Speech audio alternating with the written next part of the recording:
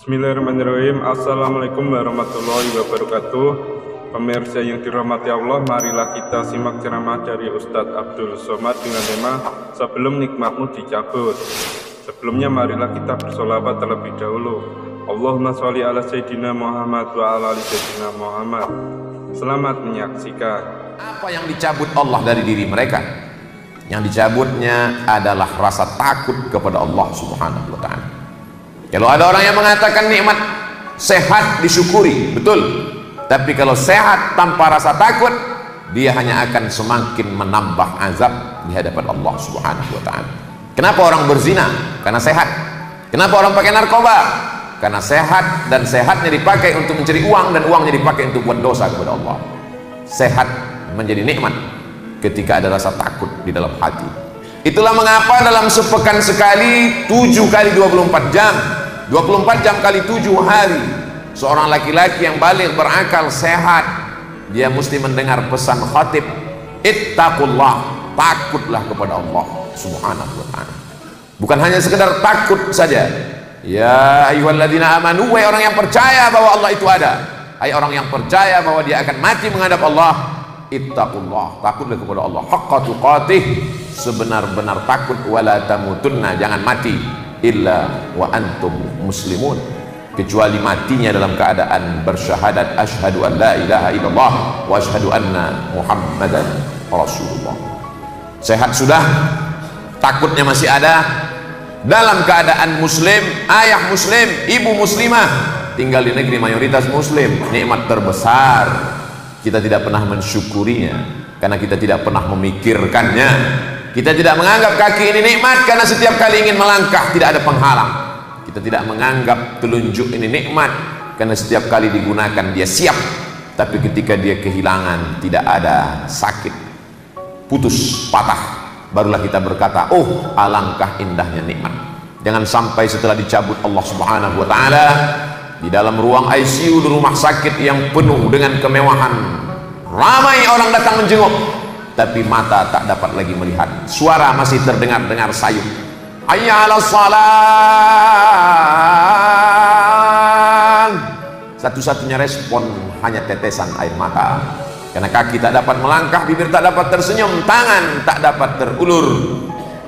Detik-detik kematian, malaikat maut akan datang mencabut nyawa. Mana orang kaya, mana orang yang berkuasa? Dunia hanya senda gurau dan permainan. Semua permainan pasti akan berakhir. Tidak ada pesta yang tak berakhir, tidak ada kemewahan yang tidak akan selesai. Semuanya akan menghadap Allah Subhanahu wa ta'ala. Andai ini Jumat yang terakhir bagi kita, sudahkah kita membaca surat Al-Kahfi? Masih ada waktu 6 jam lagi menjelang matahari tenggelam. Man qara'a surat Al-Kahfi yaumal Jumu'ah, siapa yang baca surat Al-Kahfi petang Jumat, pagi Jumat, siang Jumat, malam Jumat, adha'a lahu min nur, Allah akan berikan dia cahaya pencerahan ma bainal jumu'ataini, sampai Jumat depan. Hatinya bisa membedakan mana hak, mana hok, mana benar, mana salah, mana tipu, mana bohong. Hatinya diterangi oleh cahaya Allah Subhanahu wa ta'ala. Ittaqu firasatal mu'min, takutlah kamu pada firasat orang beriman, fa innahu yanzuru binurillah, karena dia memandang dengan cahaya dari Allah Subhanahu wa ta'ala. Allahumma ja'al fi qalbi nura, dalam doa tahajud Nabi berkata, jadikan dalam hatiku cahaya, wa fi sam'i nura, pendengaranku cahaya, sehingga aku bisa memilah dan memilih mana yang perlu didengar, mana yang tidak perlu. Wa fi basari nura, pandanganku pandangan cahayamu ya Allah. Wa an yamini nura, sebelah kanan cahaya, wa an yasari nura, sebelah kiri cahaya, wa min amami nura, depan cahaya, wa min khalfi nura, belakang cahaya, wa min fawqi nura, depan cahaya, atas cahaya, wa min khalfi nura, belakangku cahaya, wa ja'alni nura, kekalkan padaku cahaya. Cahaya Allah Subhanahu wa ta'ala yang dipancarkan ke dalam hati orang beriman. Man lam yaj'alillahu lahu nuran, siapa yang tidak diberikan Allah pencerahan, fama lahu min nur, maka dia akan memandang gelap. Yang pertama kali ditutup Allah ta'ala adalah hati, bukan mata. Khatamallahu ala qulubihim, hati mereka tertutup, wa ala sam'ihim, telinga mereka tersumbat, wa ala absarihim ghishawa, mata mereka tak lagi dapat melihat. La ta'mal absar, yang buta itu bukan matanya, walakin ta'mal qulubul lati fis sudur, yang buta itu adalah hatinya. Mengapa hati itu buta? karena tidak pernah memperdulikan wasiat pesan Rasulullah SAW yang disampaikan oleh para habaib dan ulama. Kenapa hati itu dibutakan Allah Subhanahu wa taala? Karena dengan penuh kesadaran melakukan perbuatan dosa, tidak mau tahu dengan kebenaran. Kenapa Allah tutup hati itu? Karena makan haram. Apa kata Nabi SAW? Rajulun ash'as akhbar. Ada seorang laki-laki yang rambutnya kusut berdebu karena dia tidak mau mandi, khawatir rambutnya gugur, dia akan bayar dam. Dia sedang berada di tanah haram, dia sedang memakai ihram, rambutnya dia biarkan kusut, dia takut bersisir. Tangannya dia angkat, tengadahkan ke atas langit, dan mulutnya berkata, ya Rabb, ya Allah. Tapi Allah tak kabulkan doanya. Mat'amuhu haram, makanannya haram. Mashrabuhu haram, minumannya haram. Mungkinkah jamaah haji, jamaah umrah memakan makanan haram, meminum minuman haram? Tidak mungkin. Makanannya pasti halal, minumannya pasti halal, tapi dibeli, diusahakan dengan uang yang haram. Mat'amuhu haram, makanannya haram. Mashrabuhu haram, minumannya haram. Malbasuhu haram, pakaiannya, kendaraannya pun dibeli dari yang haram. Rumahnya dibuat dari barang haram. Anna yustajabulah. Apakah mungkin doa-doanya dikabulkan Allah Subhanahu wa taala? Anfiqu, berinfaklah. Anfiqu, bersedekahlah. Anfiqu, berwakaflah. Min thayyibat, yang baik-baik saja. Kulu, makanlah. Min thayyibati ma razaqnakum, dari yang baik-baik yang sudah kami berikan kepada kamu. Innallaha thayyibun, Allah Maha suci. La yaqbalu illa thayyiban, Allah tidak menerima kecuali yang suci-suci saja. Bagaimana dengan yang kotor-kotor? Dia tetap akan disucikan. Setelah suci barulah dia menghadap Allah Subhanahu wa taala. Di mana tempat pensucian yang kotor-kotor itu? Kalau masih di dunia, pintu satu-satunya adalah ya ayyuhalladzina amanu, wahai orang yang percaya bahwa Allah itu ada. Ya ayyuhalladzina amanu, hai orang yang percaya bahwa setelah mati dia akan hidup lagi. Ya ayyuhalladzina amanu, hai orang yang percaya bahwa ini satu kehidupan. Satu lagi masih ada kehidupan. Saat itu kita tidak dituntut untuk beramal, tapi saat itu kita mempertanggungjawabkan segala amal kita. Tubu ilallah, bertaubatlah kepada Allah, taubatan nasuha, taubat yang sebenar-benar taubat. Bagaimana dengan zina? Bagaimana dengan khamar? Bagaimana dengan narkoba? Bagaimana dengan perbuatan curang di masa lalu? Innallaha la yaghfiru an yushraka bihi wa yaghfiru ma duna dzalika liman yasha. Allah tidak mengampuni dosa syirik, dosa selain itu diampunkan Allah Subhanahu wa taala. Ma min muslimin yuznibu dzamban, ada orang yang khilaf, tersilap dan tersalah, lalu dia terjerumus dalam perbuatan dosa. Summa yatatahhar, kemudian setelah itu dia bersuci, mandi, wudu, tayammum. Summa yusalli rak'ataini, setelah itu dia salat sunat taubat 2 rakaat. Summa yastaghfirullah, setelah itu dia beristighfar, minta ampun kepada Allah. Illa ghafarallahu lah, maka Allah mengampunkan dosa-dosanya di masa yang lalu. Apa beda umat Nabi Muhammad SAW dengan umat Nabi Musa? Pada saat umat Nabi Musa ingin bertaubat, apa kata Allah? Faqtulu anfusakum dzalikum khairul lakum inda bariikum. Kalau kamu mau bertobat, cari orang yang sama-sama berdosa, lalu bawalah pedang yang panjang, kalian serentak menjatuhkan pedang itu ke leher kalian masing-masing. Faqtulu anfusakum, bunuhlah diri kamu. Dzalikum khairul lakum inda bariikum, itu lebih baik bagi kamu. Fataba alaikum, dan Allah akan menerima taubat kamu. Begitulah beratnya taubat Bani Israel. Ada orang pezina, ada peminum khamar, ada pelaku maksiat dan dosa, ingin bertaubat, maka mesti mencari satu lagi yang juga pelaku dosa, masing-masing menghunuskan pedangnya, serentak mereka jatuhkan, mati bersama, barulah taubatnya diterima Allah.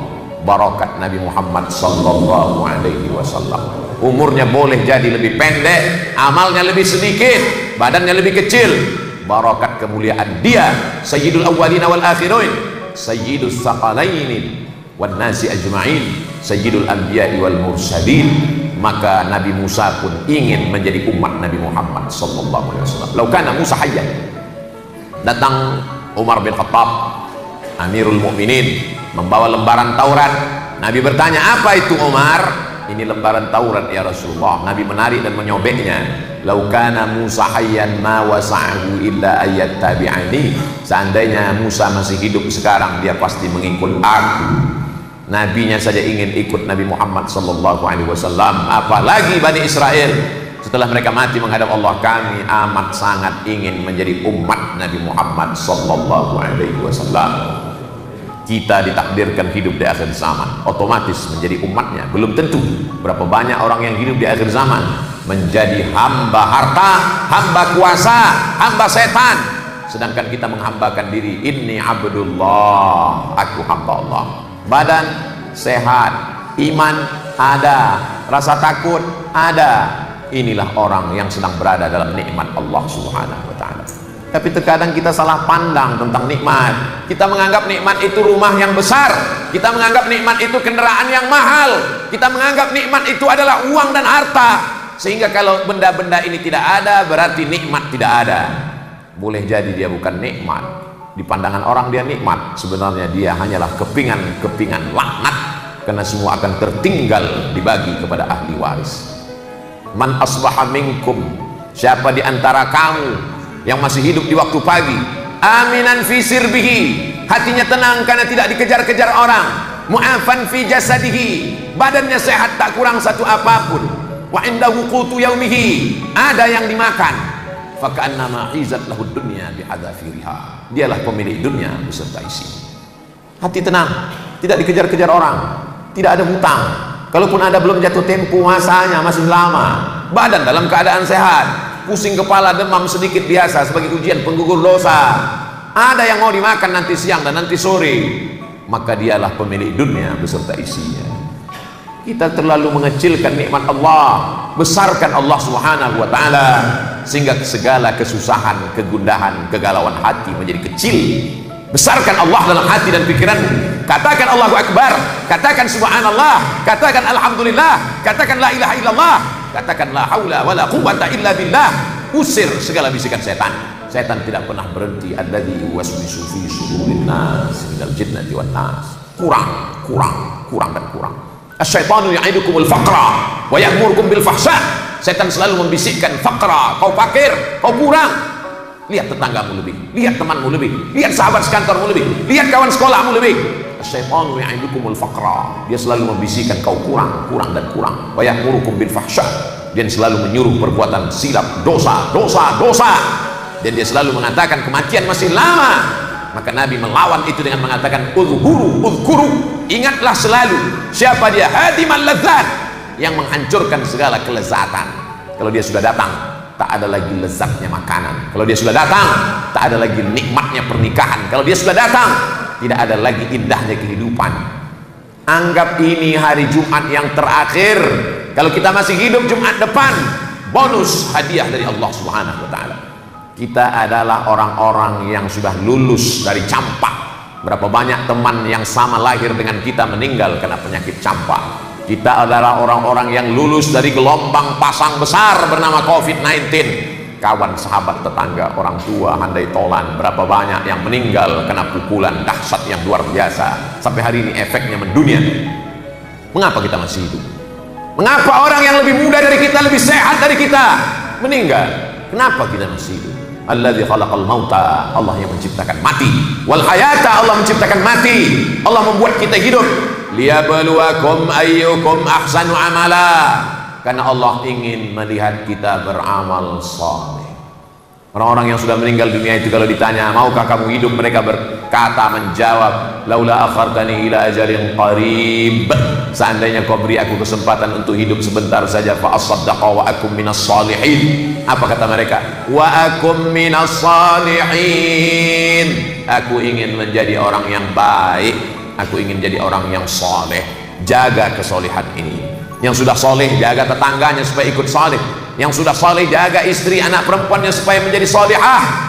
Al istiqamah, satu istiqamah khairun min alfi karamah, lebih baik daripada 1000 karamah. Idza ra'aitar rajul, kalau kau lihat ada seseorang yatiru fil hawa, terbang di atas awan, yamshi 'alal ma', berjalan di atas air, terbang di atas awan, la taltar, jangan tertipu, jangan terpukau, jangan terpedaya, karena setan pun bisa melakukan perbuatan yang sama. Setan bisa terbang di atas awan, setan bisa diinggap di atas daun, setan bisa berjalan di atas air.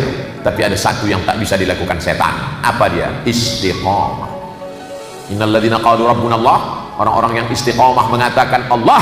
Saat bangun tidur dia katakan Allah, alhamdulillahilladzi ahyana ba'da ma amatana wa ilaihi nusyur. Saat melihat wajahnya dia cermin, dia istiqamah mengatakan Allahumma kama hassanta khalqi fa hassin khuluqi. Saat akan makan dia tetap istiqamah mengatakan Allahumma barik lana fima razaqtana wa qina adzabannar. Saat sedang susah dia istiqamah berkata inna lillahi wa inna ilaihi raji'un. Saat sedang diberikan nikmat dia istiqamah berkata alhamdulillah wa syukrulillah wa la haula wa la quwata illa billah. Senangnya tak membuat dia lupa kepada Allah, susahnya tak membuat dia durhaka kepada Allah, bahagianya tak membuat dia lalai dari Allah, ujian tak membuat dia menjadi murtad. Nauzubillah. Inilah orang-orang yang istiqamah. Apa yang diberikan Allah kepada dia? Tatanazzalu alaihimul malaikah, turun malaikat berbisik ke dalam hatinya, alla takhafu, jangan takut. Semua orang ketakutan tentang kehidupan. Kenapa dia tidak takut? Karena malaikat berbisik dalam hatinya, jangan takut, jangan takut, jangan takut. Wala tahzanu, jangan sedih. Gara-gara takut maka orang curang timbangan. Pedagang yang terlampau takut tidak makan, curang memainkan timbangan. Orang yang dititipkan kuasa takut, curang dalam kekuasaan. Tapi malaikat mengirimkan pesan ke dalam hatinya, alla takhafu, jangan kau takut, wala tahzanu, jangan sedih. Orang terlalu sedih dengan masa lalu, dia tidak sedih. Mengapa? Karena dia mendapatkan kiriman pesan dari Allah melalui bisikan malaikat, wala tahzanu, jangan kau sedih. Penyakit takut dan sedih, penyakit manusia modern yang menaikkan darah tinggi, jantung koroner, semua penyakit fisik berawal dari terlalu ketakutan dan terlalu kesedihan. Hatinya sudah bersama dengan Allah. Innallaha ma'as-sabirin, Allah akan membersamainya. Kata malaikat, alla takhafu, jangan kau takut, wala tahzanu. Setelah takutnya hilang, sedihnya hilang. Wa abshiru bil jannati allati kuntum tu'adun, berbahagialah. Dia selalu berbahagia. Lahumul busyra fil hayatid dunya, dalam kehidupan dunia mereka selalu berbahagia. Bahagia tidak bisa dimunculkan oleh seorang motivator di dalam ruangan hotel yang megah dengan suara audio visual. Bahagia, bahagia, bahagia. Begitu keluar dari hotel, kembali murung, kembali susah, kembali sedih. Kebahagiaan datang dari Allah. Dia yang membisikkan ke dalam hati melalui malaikat. Wa abshiru bil jannati allati kuntum tu'adun. Mau bahagia, istiqomahlah. Mau hilang sedih, istiqomahlah. Mau hilang takut, istiqomahlah. Allah bersama orang yang istiqomah, mengusir segala kesusahan, kegundahan, kegalauan hatinya.